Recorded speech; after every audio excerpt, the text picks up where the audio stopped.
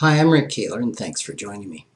Well, a few weeks ago, I asked those who declared war on the rich to define the rich. I gave 4 examples of people that might be viewed as rich. Some were high-income earners with very little or no net worth. Others were low-income earners with significant net worth. To answer who the rich are in this context, we must determine whether wealth is a function of income or net worth. While we could agree you are rich if you have a high income and a high net worth, are you rich if you only have a high income or because you have a high net worth? Most people give this distinction very little thought. To many Americans, you are rich if you have either a high income or a high net worth. In a Gallup poll conducted in January 2003, the respondents defined rich as someone who earns over $120,000 a year or has a net worth of over $1 million.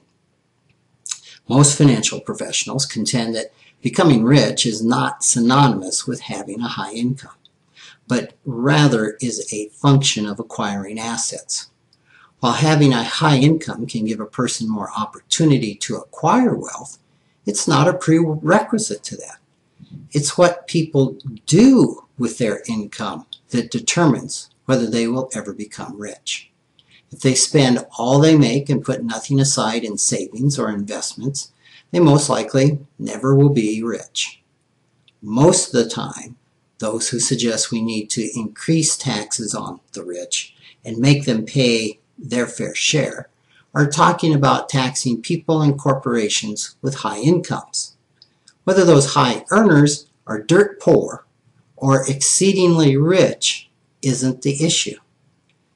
Now, I hear you wondering, how can someone with a high income be considered dirt poor? Well, you could earn $25,000 a year, you could earn $250,000 a year and spend every single penny. Either way, your net worth is the same. It's zero. Now, certainly if you make $250,000 a year, you'll have a higher lifestyle, even if you spend every dime. Plus, you'll certainly have more opportunity to build wealth than if you make $25,000.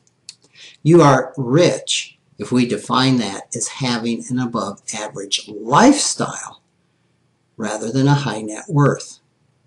But again, I know many people worth millions of dollars who are very comfortable spending $50,000 a year. They don't have even an affluent lifestyle. And in many cases, their investments, say like ranch land, don't produce high income. I also know people who earn millions from their professions and have nothing to show for it. No investments, no real estate, no savings. Again, I ask, who is rich? I contend it's the person with the net worth and not the high income. So let's be clear. Those who call for increasing taxes on the rich are using the wrong words. We need to refer to increasing taxes on high income earners. They may or may not be rich.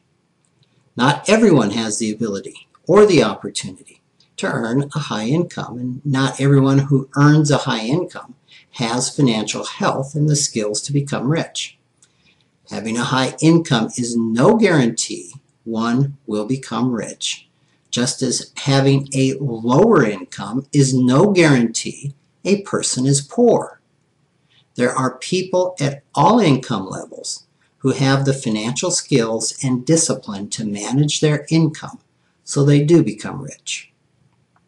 We can choose to vilify and penalize high-income earners, or we can choose to return to an America where becoming rich is seen as a desirable goal and one potential reward of education, risk-taking, and hard work. Thanks for joining me.